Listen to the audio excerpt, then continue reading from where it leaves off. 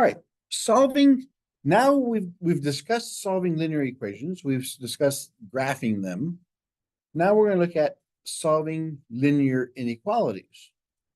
What is an inequality? And how many solutions do we have?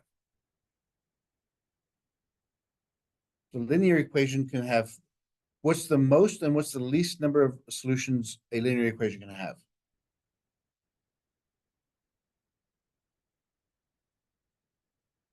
Linear equations solutions.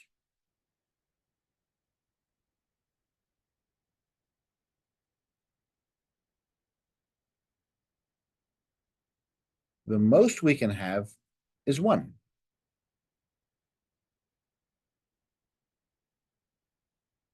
The least we can have is zero. Why? What is the solution of a linear equation? It's where it crosses the x-axis. So it only has one solution, no matter which way you go. But a linear equation can also be that. Does it have a solution? No, it never crosses the x-axis.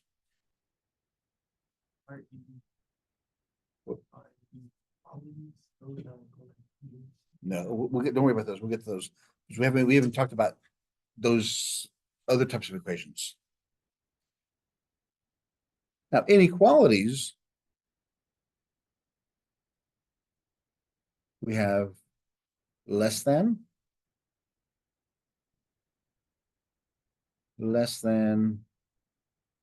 or equal to,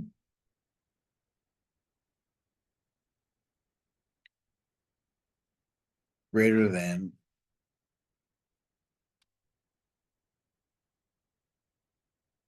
or equal to, or strictly greater than.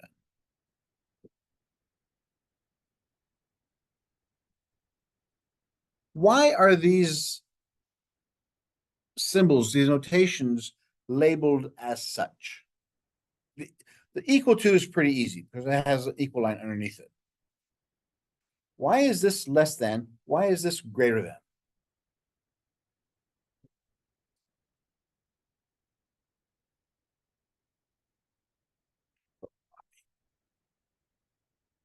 How do we read a math statement? From left to right. And these mean nothing unless they have a number in front of it and a number behind it.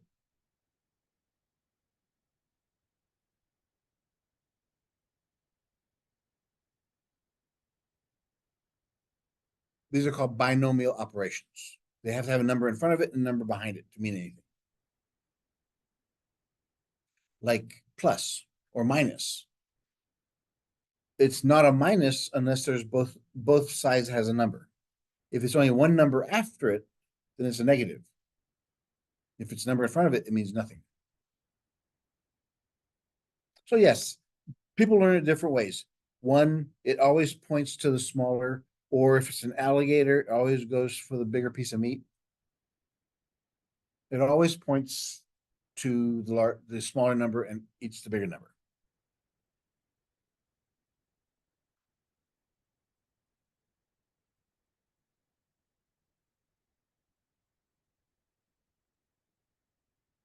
What does that mean? I know it's read x is less than 3. But what does it mean? That x cannot be over 3. What? No, over. Yeah. X can be any number less than 3. Yes, but no.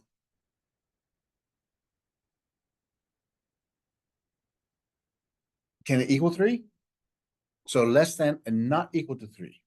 But yeah, but you're right. That's how we say it's less than 3. But it means is any number less than, not equal to 3.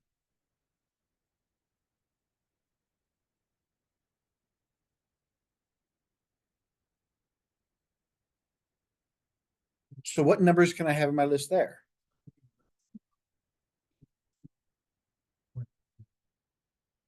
So what numbers are is my set? What's my,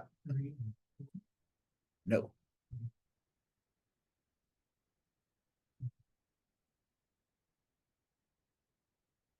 because it can be equal to 2. Forgot that. Yeah, that's why a lot of people forgot how this stuff works. So we have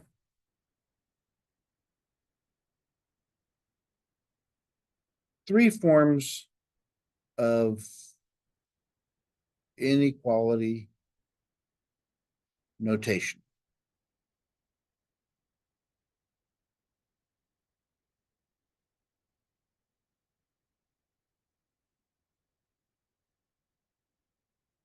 It's called the set builder notation, the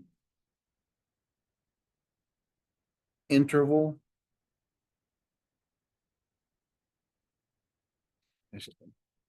You also have your other sheets. This sheet I gave y'all.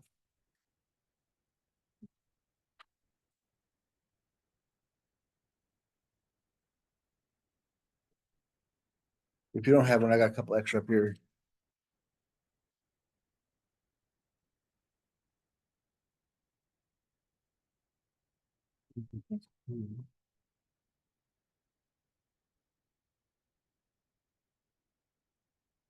Yeah, I put them on the back of the table last week with the other notes. And they left it at home. They forgot it. They sold it on eBay.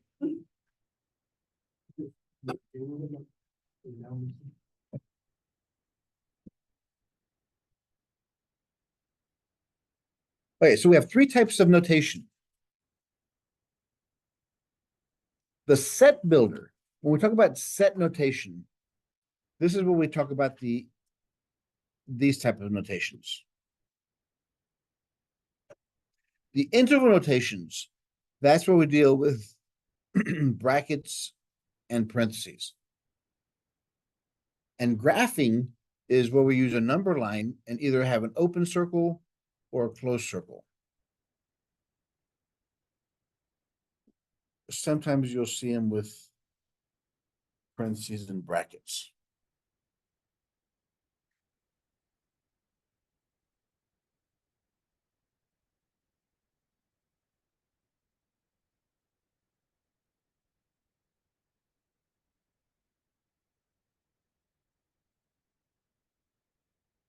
Okay, we have two types of those. We have included and not included. In other words, the numbers in the data set.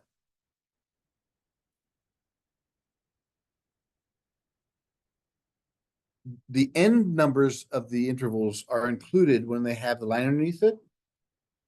They're brackets, or if it's a solid dot.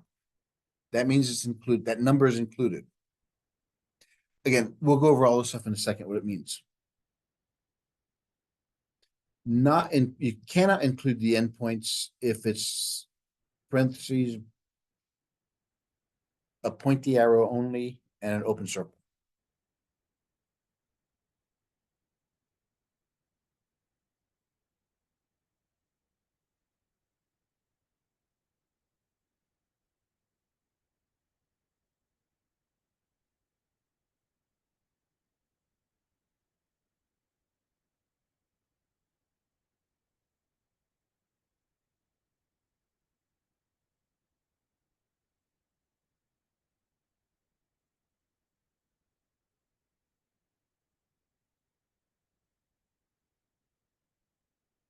All right, let's look at our chart. Everybody finish this? I'm sorry, I should ask. Everybody finish this? Okay. It's easiest to start going, whenever we convert from one to the other, it's always easiest to go to the graphing. For example, with this one is A, and I'm looking for all of these numbers going to that side. The squiggly line represents my X values.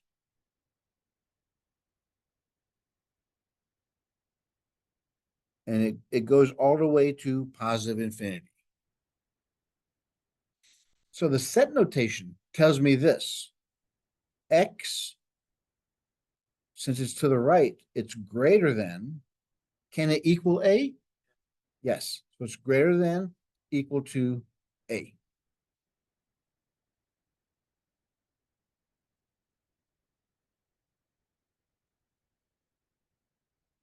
The interval notation, it always, reading left to right, look at the endpoints. We have a and infinity. So x is between a and infinity.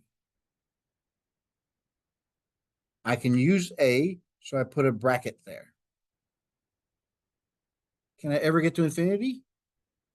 No. So it's always infinity, and negative infinity is always a parenthesis. I can never get to it. What this parenthesis means, I can get infinitely close to it, but I can never reach it.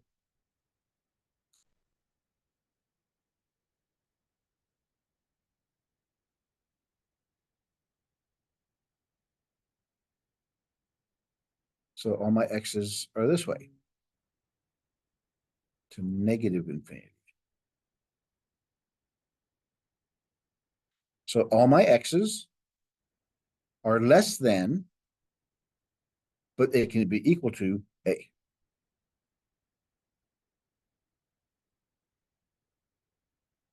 And the interval notation, look at the beginning and the end. So I begin at negative infinity and a comma, end at a. I can never get to infinity, so it's always a parenthesis, and a is a solid dot, so I can include it.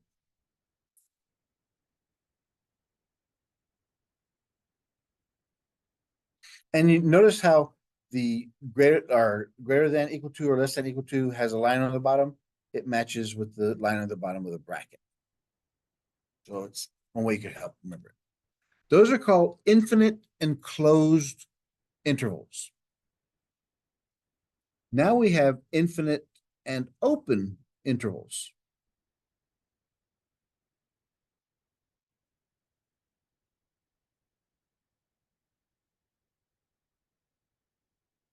Where x is that shaded region.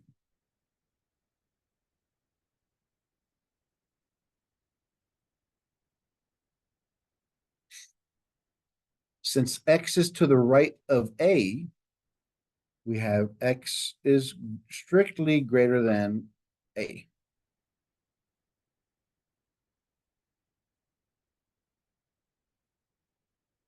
My range is from, my domain is from a to infinity.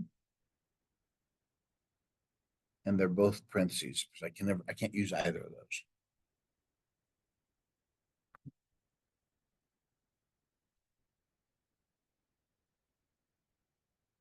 X is to the left of a, so x is less than a. It goes from negative infinity to a, reading left to right.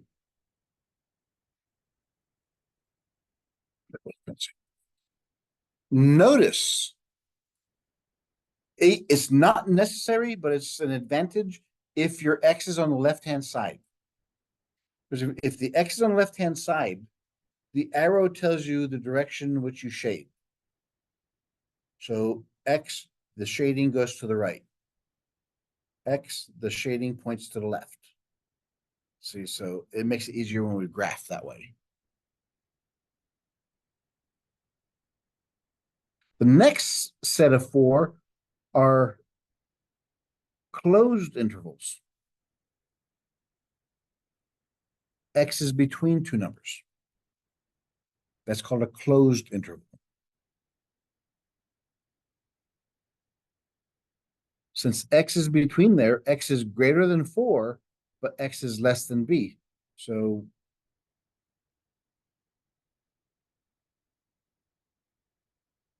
and it's equal to, since I can include them.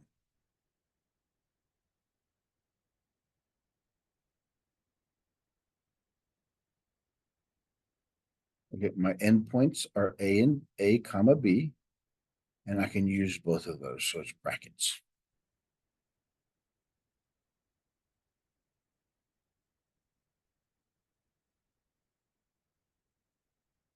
between those.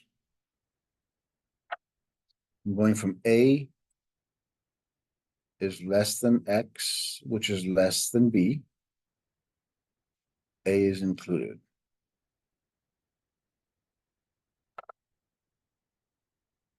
So I'm going from A to B. A is a bracket because it's solid, parenthesis because it's open.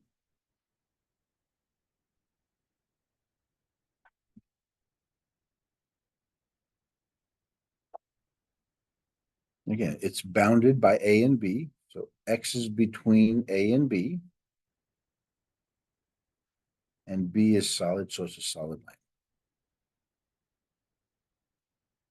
X is between A and B, parenthesis, bracket.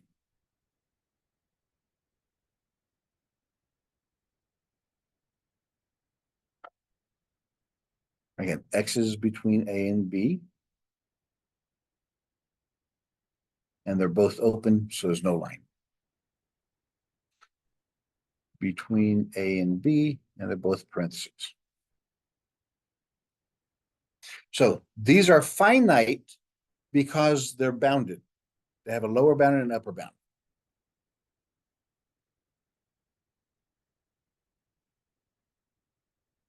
Now, these next four, are going to be infinite because they go opposite of each other.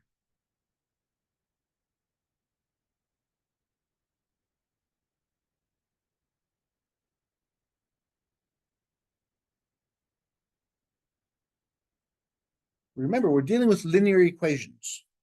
Only one answer. So what this tells us is the answer can be here or it could be here. So in this part, we have X is less than equal to A, or X is greater than or equal to B. We have two possibilities. The answer could be here or it can be here.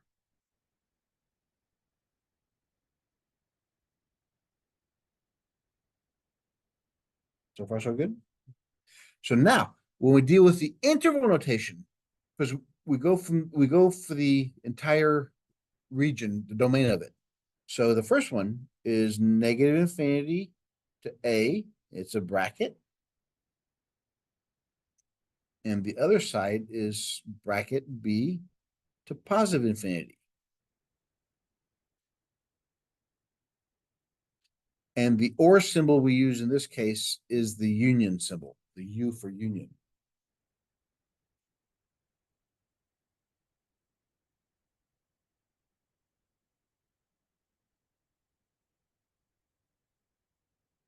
So we do all these again.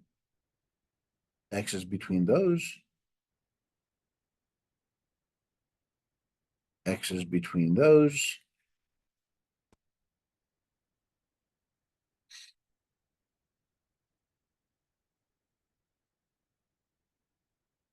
So the left side, X is less than or equal to A.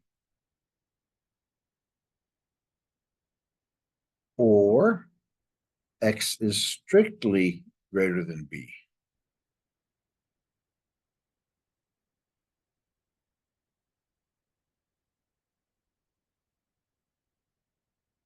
We have negative infinity to A. And then we have B to infinity. Parenthesis, bracket, parenthesis, parenthesis, with a union between there.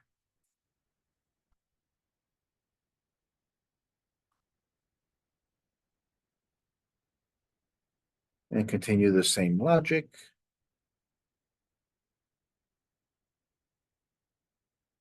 Which is why I use the word logic, because this is all this stuff, mathematics, all the rules of mathematics began in philosophy, in the philosophy of logic.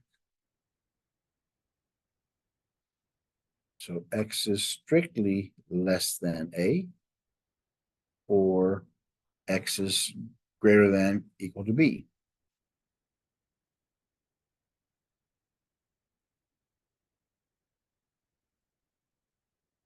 with negative infinity to A, parenthesis, union, bracket, B to infinity, parenthesis. You're beginning to see the pattern here?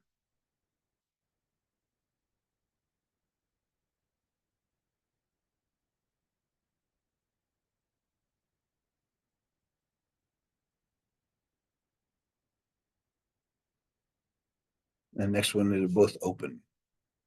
So X is strictly less than A or strictly greater than B.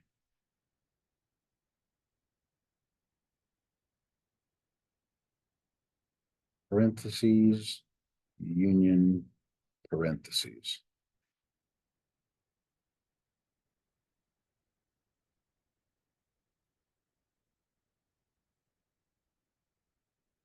All right, now the last three.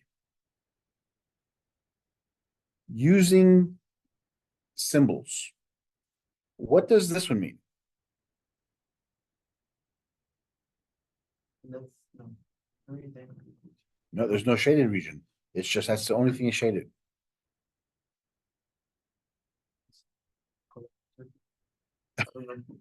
How would I how would I do the set notation? What does that mean?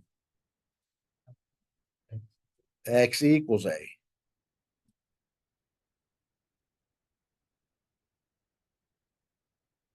Yeah, but there's only one dot. It's and we can use it. It's the only thing we can use is X equals A. How do we do interval notation? Nope, that's this one. Okay, that's A. But what symbol do I put around it? Bracket, because we can include it. That's the only thing we can include.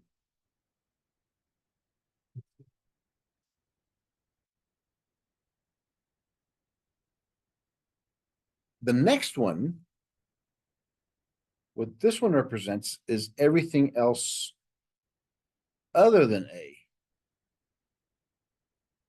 So we can look at it this way. It goes from negative infinity to X. I mean to A. We can look at X is less than A or X is greater than A. That's a lot of writing. We could say X is not equal to A, which would be a lot shorter. If I say X cannot equal A, it could be anything else, but it cannot be A. That's you. So the symbol here would be my parenthesis.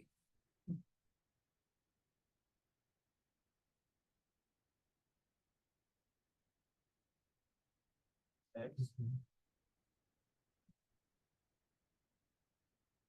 Yeah, you could put X, but what's another way?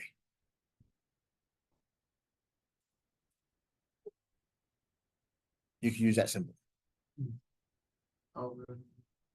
all real numbers. It means it's for sale. It's a realtor sign. So we take all the numbers. No, yeah, just put that. If for this one, just it would be from negative infinity to positive infinity.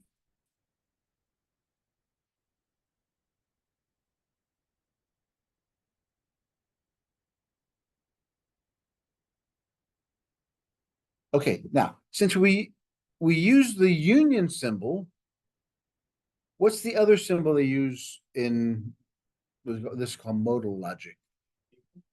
No, union or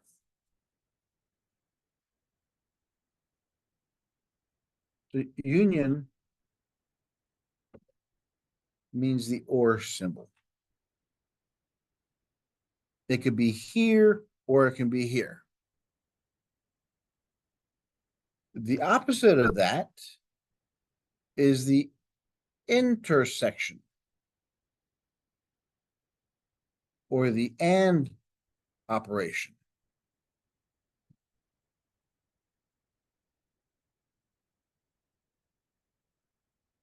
Remember, this one, they both have to have an A and B. So here's A, here's B. it could either go to the right of B or to the left of A.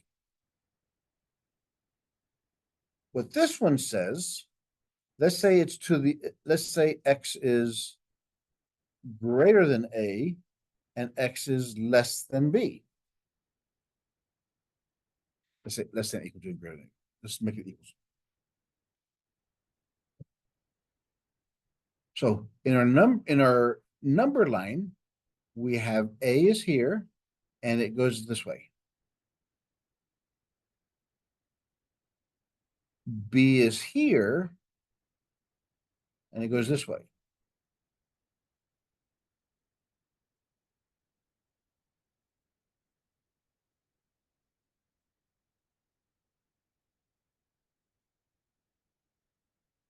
Where do they overlap?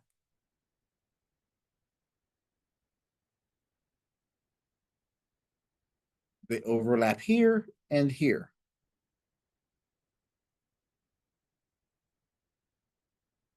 So if it's a finite domain, what's happening here is this. We have A to infinity and negative infinity to B.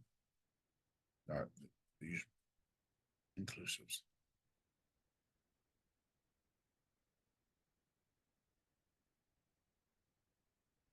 Or I could say X is greater than equal to A and X is less than equal to B.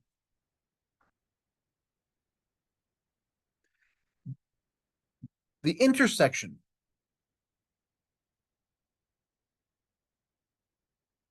In a road, what is this part called?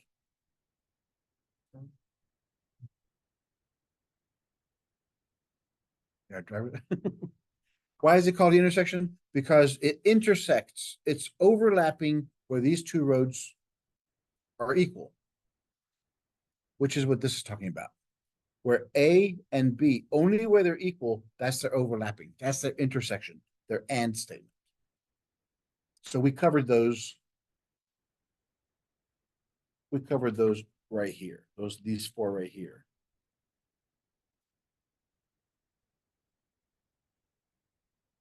So far, so good. The addition and multiplication rule still applies. If I add a number to one side, I add it to the other side. If I multiply one, it works in inequality. So if A is less than B, then A plus C is less than B plus C. A times C is less than B times C.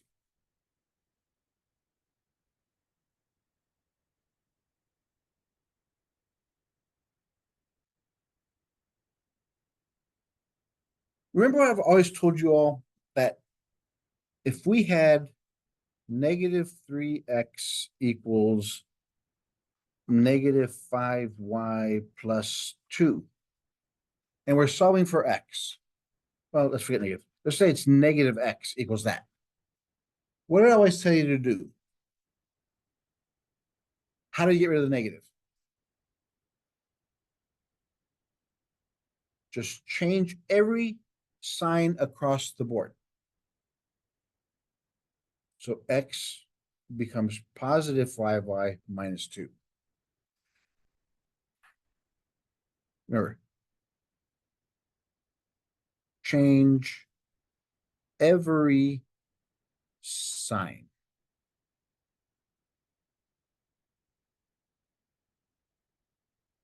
Well, can we change equal? Equals equal.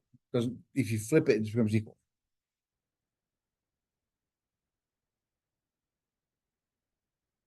Same thing if we have inequalities. If we're solving for x and we have to change the sign of it, then we got to change all of these. Everything changes. Positive to greater than negative 3.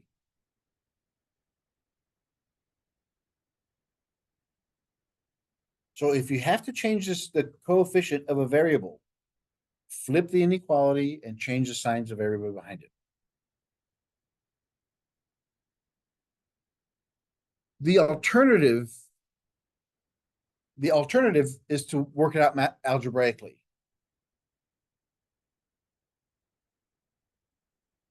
Add x to both sides.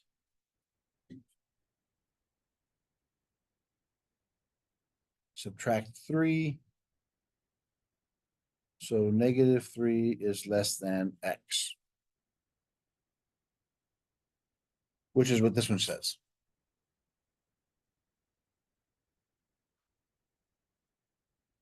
If you don't like the x on the right-hand side, you can just flip the whole thing. Here's x. It's pointing towards a -3. So it has to still keep it. They're the same thing. It's much easier just to change everything when you have a sign.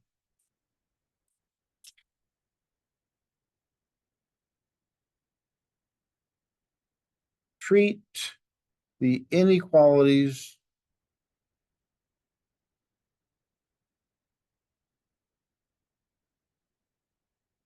like an equal sign. When solving,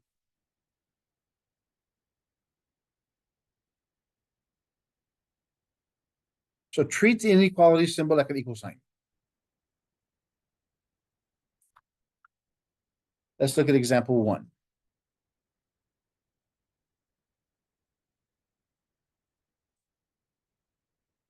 We have A and B. 3x minus 5 is less than 6 minus 2x. 13 minus 7x. 10x minus 4. The big difference between inequalities and equal signs is equal signs only has one answer. These have infinitely many solutions possible, unless it's finite. So how will we solve the first one?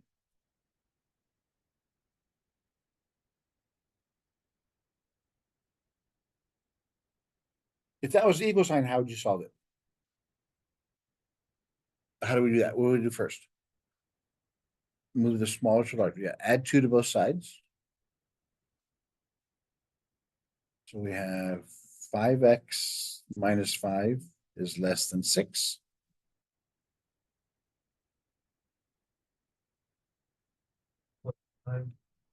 Add 5 to both sides. Move all the non-x's to the other side. And divide by 5. So x is less than 11/5. What form is that in?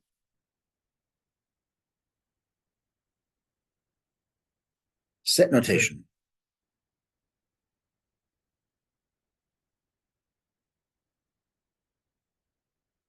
Interval and graph. You have to be able to give me in any method I ask for it. So whenever you convert from one notation form to the other, always makes it easier if you go through graphing first. So how would this one look on a graph? Well, we only have one number, so it's 11/5. Is it an open or closed circle? It's open. And since x is it's pointing to the left, x is less than, it's going there. It's going to the left.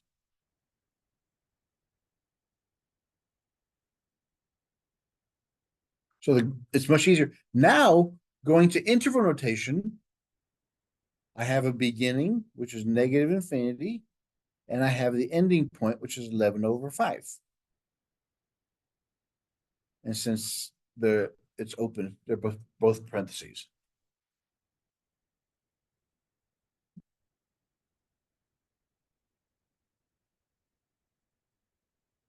Let's look at B.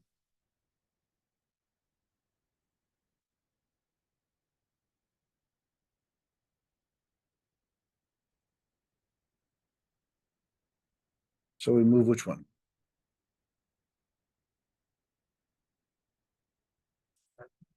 Well, you're asking me.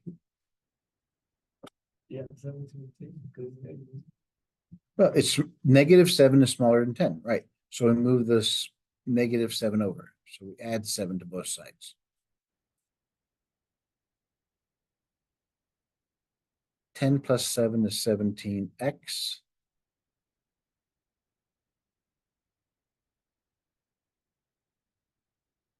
Add 4 to both sides.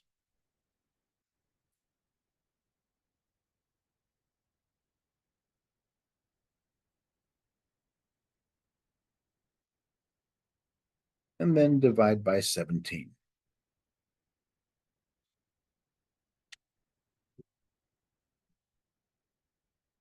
Seventeen cancel. 17 over 17 is 1. So 1 is greater than x. Is the same thing as saying x is less than 1.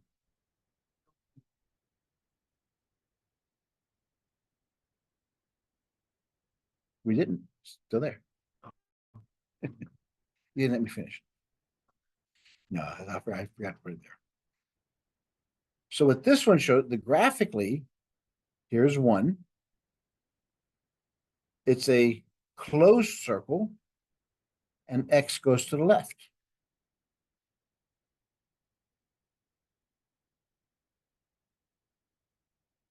So interval notation goes from negative infinity, comma, to 1. Parenthesis, bracket.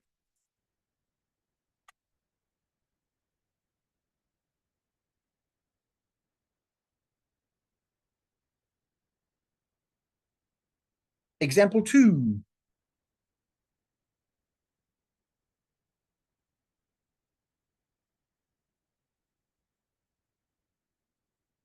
F of x equals x minus 6, and b h of x equals x over 3 minus x. Find the domain.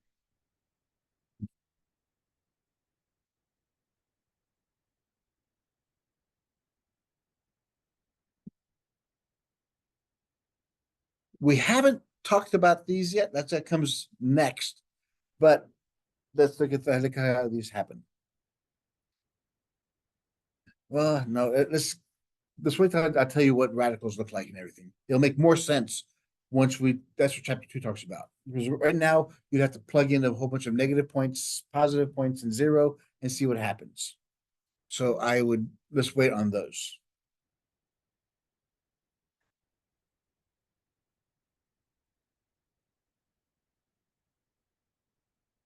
Tripartite or 3-part equations, or inequalities, I'll say. 3-part inequalities look like this. A is less than X is less than, where A and B are equations, are numbers, and X is an equation, so F of X.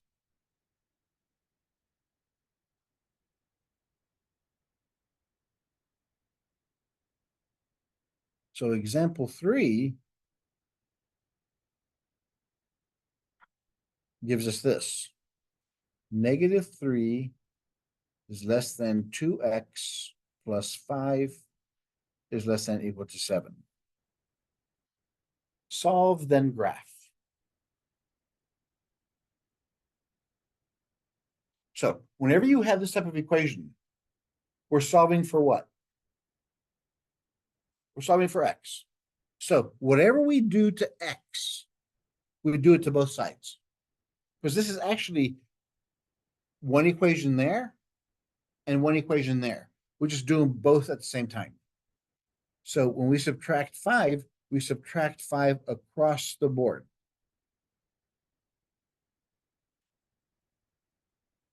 They're both negative. 5 plus 3 is 8. 7 minus 5 is 2.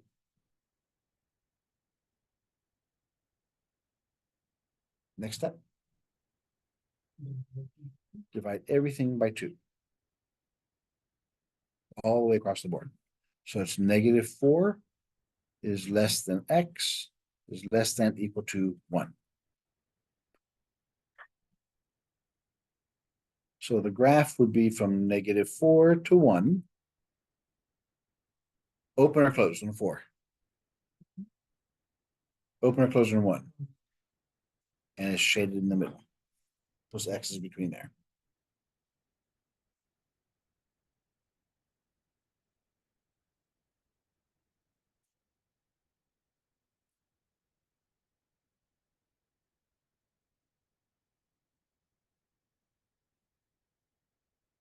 All right. So now let's look at if we have a multiple part equation. Now, because both of the x's between there, we call those conjunctive because they overlap each other. They both have something in common. That's what con means, is together.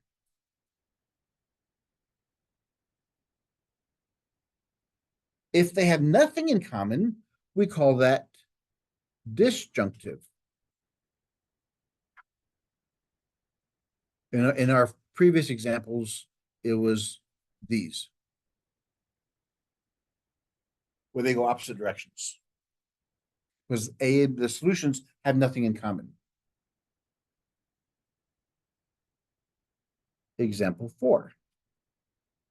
We have 2x minus 5 is less than equal to -7, or 2x minus 5 is greater than 1.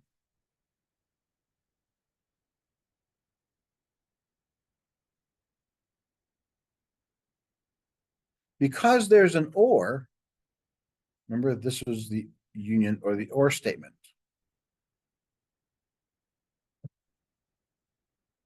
What do we do first? Since remember, these equations, this equation and this equation are the same thing. So whatever I do here, I do across the entire set of equations.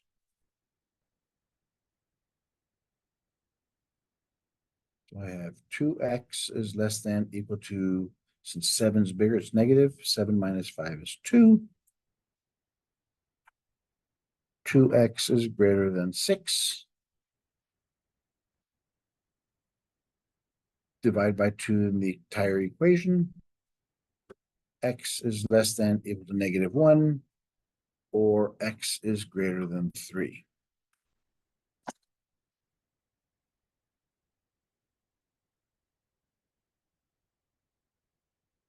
How would we graph that?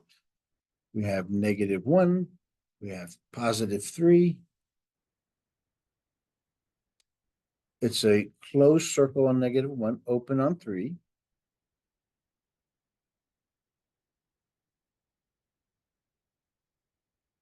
So it goes to the left, and this side goes to positive infinity. So the interval notations would have been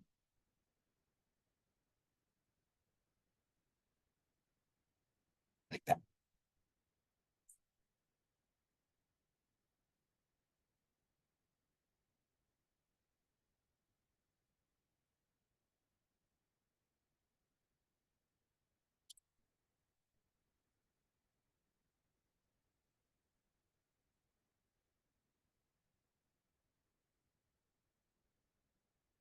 Okay, let's finish up this chapter and an application of inequalities. It says, for her interior decorating job, Natalia can be paid in one of two ways. Plan A, you can pay $250 up front plus $10 per hour, or you can pay a flat fee of $20 per hour. At how many hours is Plan B better than Plan A? So let's write down what we have. Plan A says $250 plus $10 per hour. Plan B is simply $20 per hour.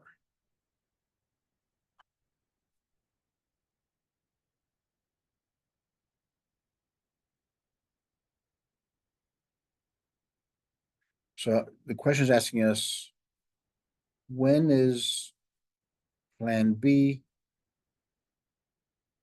better?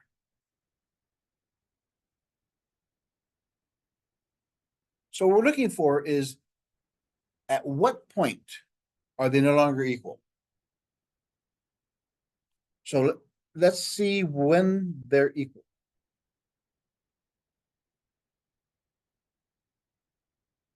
How would we put this in a math statement?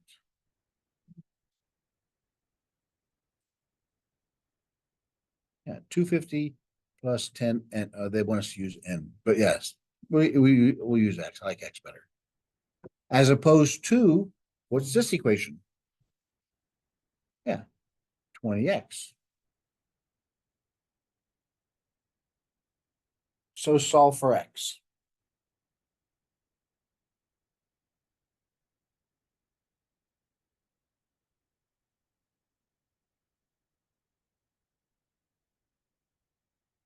$250 equals 10x.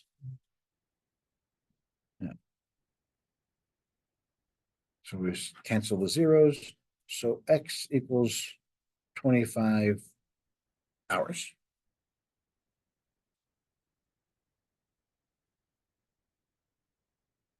So at 25 hours, they're equal. How do we test which one's better?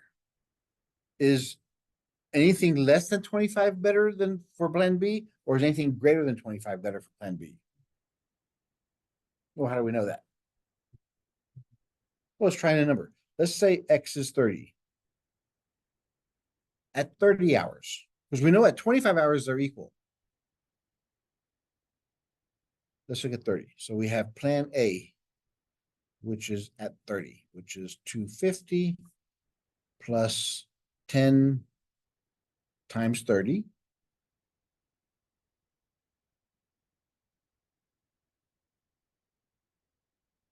Ten times 30 is 300, which is 550. And then plan B is 20 times 30, which is 600. So Natalia will get $600 if she works 30 hours as opposed to 550.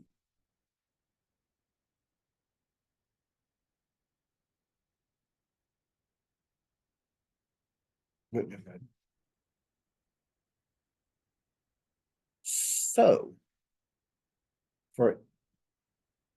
for any x greater than 25 hours, B is better.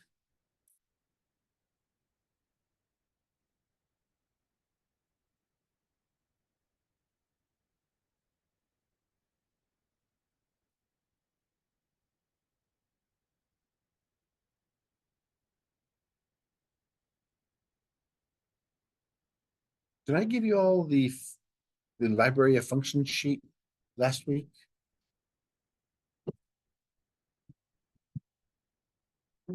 It was just an empty chart.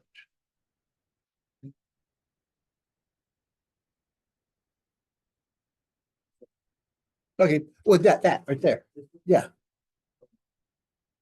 Oh, well, yeah. Yes. I think I gave away all mine. There it is.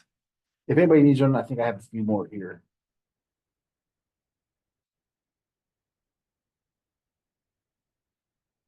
Anybody missing him?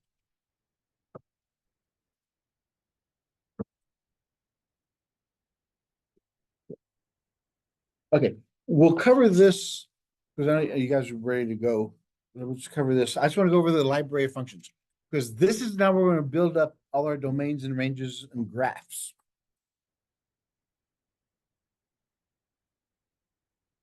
Turn this so the linear is top left. Here's the graph.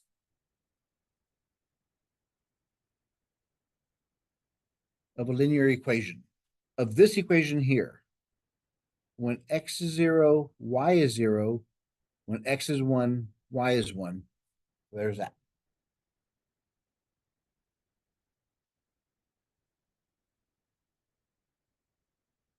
The domain and range. What's the domain? Remember, domains are all the x's. This is going to cover, since it goes on forever, it's going to cover all the x's.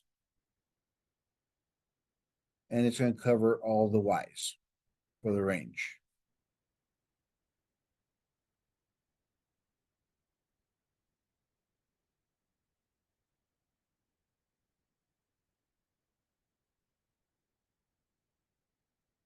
Now, absolute value. If you think about it, what's the difference between the absolute value graph and linear graph? It's still y equals x, but it has those straight lines, which means the answer can never be negative. So the negative side becomes positive, and the positive side remains positive. It looks like this. It's a V at the origin.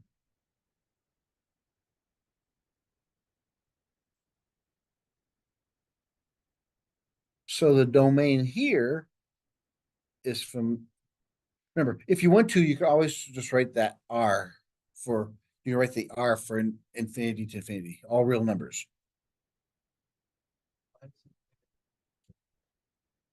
The x's can be negative. I can put negative, I can put -5. The absolute value of -5 is +5.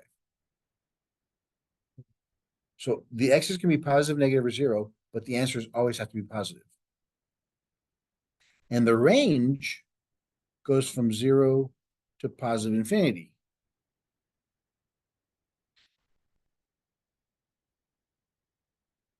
Or we can say y is greater than equal to 0.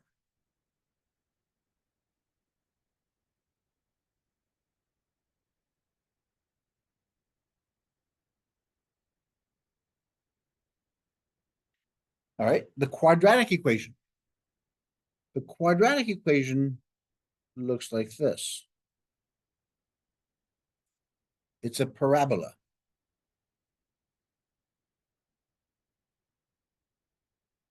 Parabola.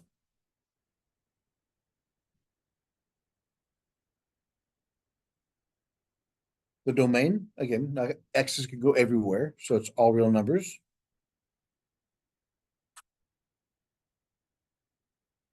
But the range can only be 0 to infinity. The lowest it can be is at 0, 0.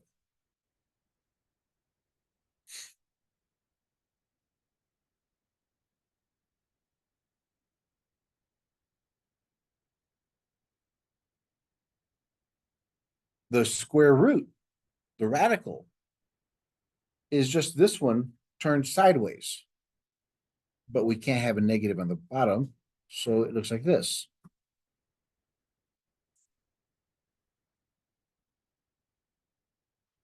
But if you think about it,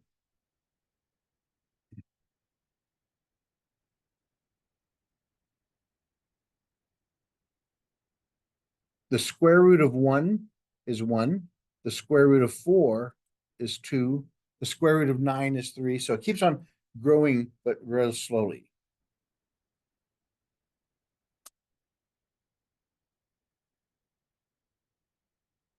What's the domain? Can x's be negative? No. Can it be 0? Can it be positive? Yes. So it's 0 to infinity, or x is greater than equal to 0, which is the same for the y. Y is greater than or equal to 0.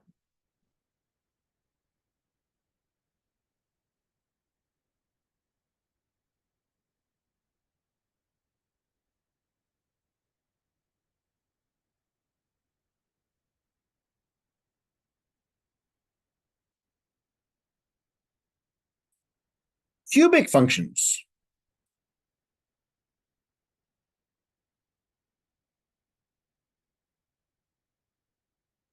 With the difference between quadratic and cubic functions, if this is called the degree. If it's even, anything I put inside there, when I square it, it becomes positive. So that's how come both ends point the same direction. If it's odd, I put a negative number and it's odd, it stays odd. So that's a cubic function. If x is negative, y is negative. If x is positive, y is positive.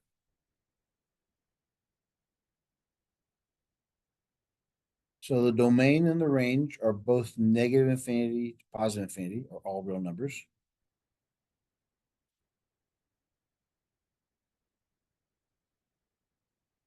The cube root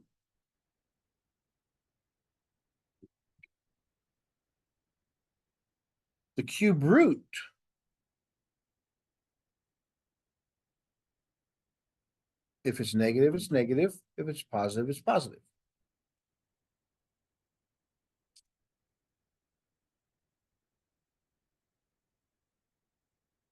And it's all real numbers again.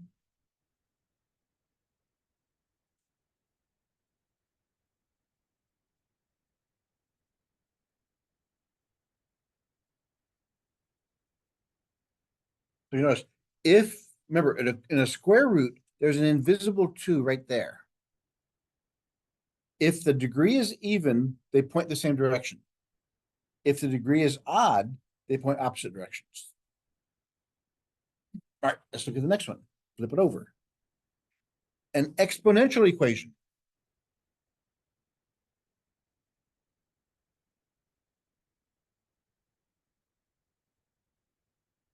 Because b is greater than 1, it can never be negative. So, or 0. So it looks like this. And it crosses through 1.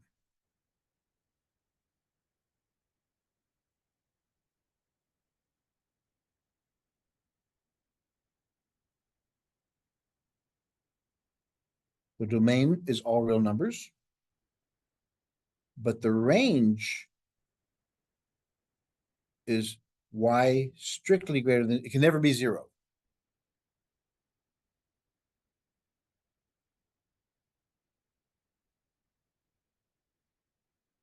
So far, so good.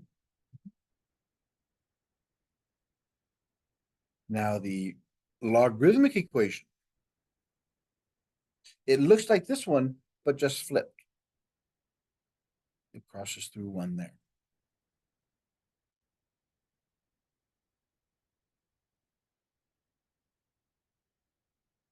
This one is 0 to infinity. This one's negative infinity to positive infinity.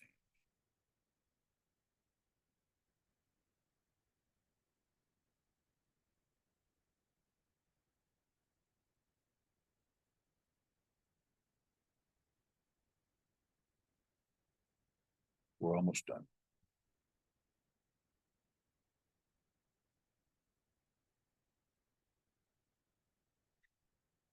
The rational function is the inverse of x. Because remember, you cannot have 0 on the bottom. And as x gets bigger, the number gets smaller. The graph looks like this. It'll never cross the x-axis. It'll never cross the y-axis. So the domain is negative infinity to 0, 0 to positive infinity, which is the same thing as the y It can never cross the axis. The answer can never equal zero, because the only way a fraction can equal zero is if the top equals zero. And one never equals zero. So what changes when I square the bottom?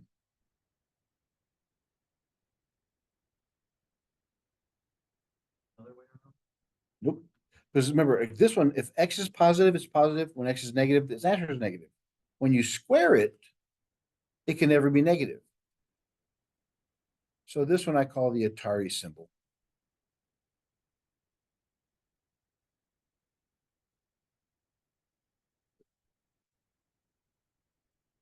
It looks like the Atari symbol.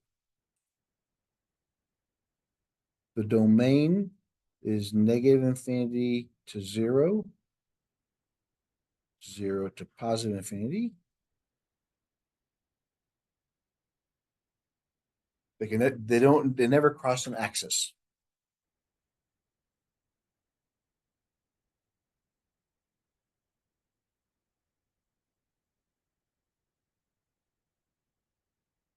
The greatest integer function, because you see on the x's, it goes from negative infinity to zero, never gets there. It starts from zero, never gets there, goes to positive infinity, and then likewise going up. The greatest integer function is also called the stepwise function, which means any decimal that you have, you just erase it. It's whatever number is in front of the decimal.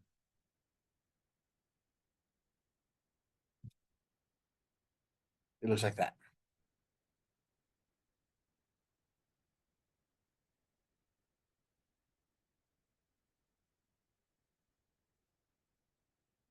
The domain is negative infinity to positive infinity, but the range are simply the integers.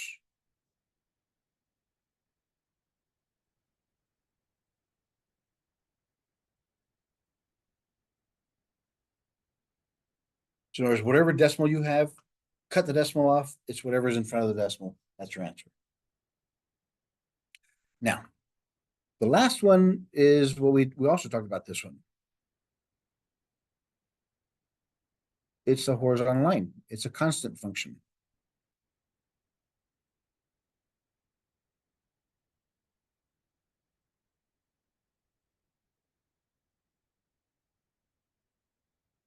Domain is all real numbers.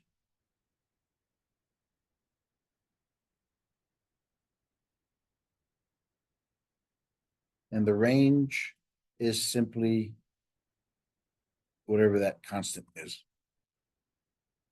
or y equals that constant. Now you see why those questions they had earlier, the square roots, the x squares, once you now know what the graph is like, now we can start moving them around. So before next week, do your homework, of course, and try to the sooner you memorize these, the sooner it's going to be much easier for us to look at these things. Because whenever we see an equation that looks like this, we know that's the graph. If it's a square on the bottom, it's going to be this graph. If it's a logarithmic equation, it looks like this. So the sooner you have an understanding of these graphs, the easier it's going to be for you. Okay, I'm sorry to keep you so long. I'll give you a day off later on at the end of the semester. Okay, everybody, have a great week.